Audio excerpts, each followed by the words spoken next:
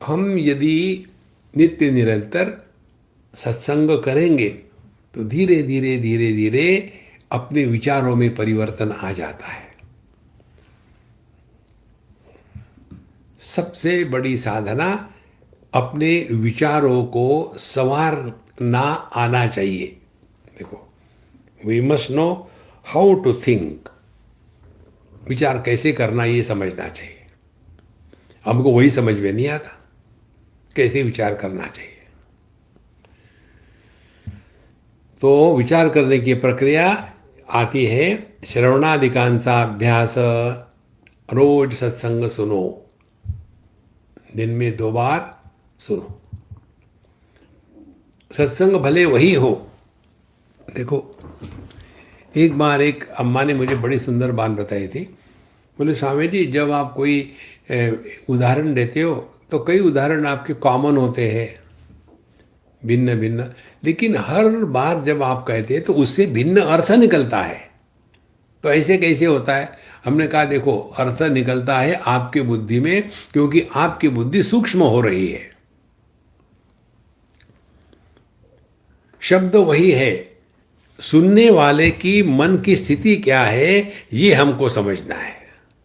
देखो, सुनने वाले की मन की स्थिति क्या है।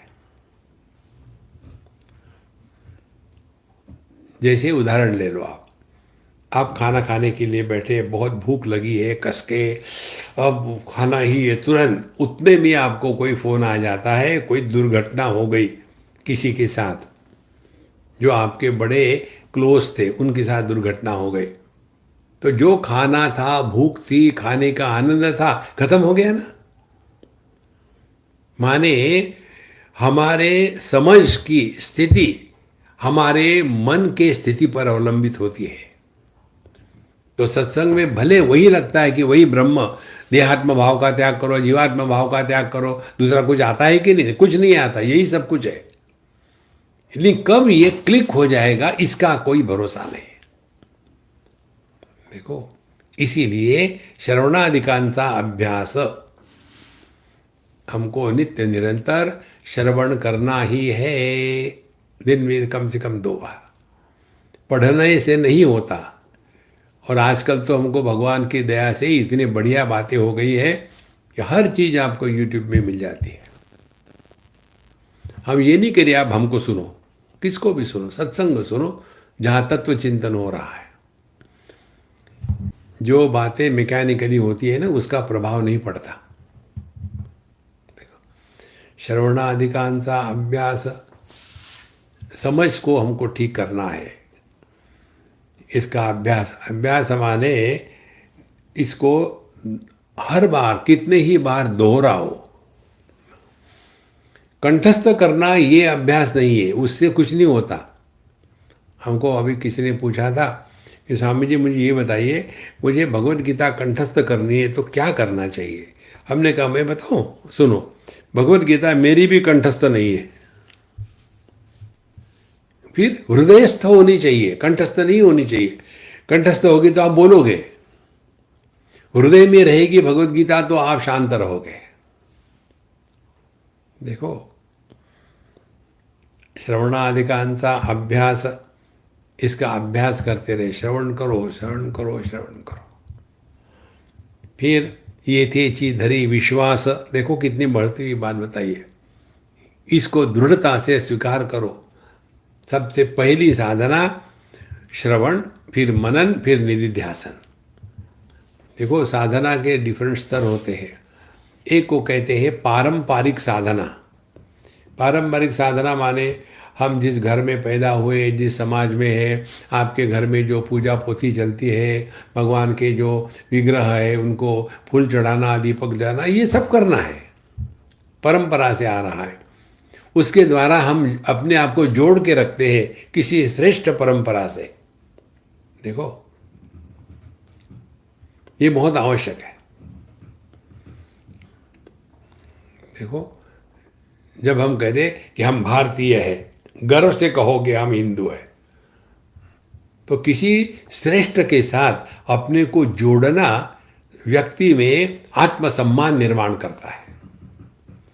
इसीलिए परंपरा की जो साधना है, जैसे आपके यहाँ कोई कुल दैवत हो गए, कोई भगवान हो गए, कोई मंदिर में आप बिल्कुल जाना है, सब कुछ करना है, ये होगी परंपरागत साधना। दूसरी होती है बहिरंग साधना।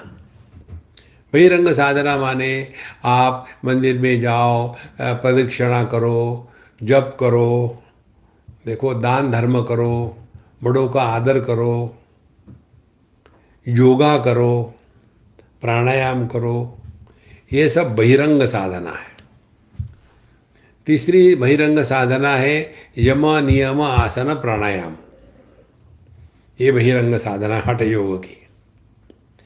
उसके बाद आती है अंतरंग साधना। योग के दृष्टि से अंतरंग साधना है धारणा ध्यान समाधि, और वेदांत की अंतरंग साधना है श्रवण मनन निधिध्यासन। श्रवण होता है मन से, मनन होता है मन से, निधिध्यासन होता है मन से।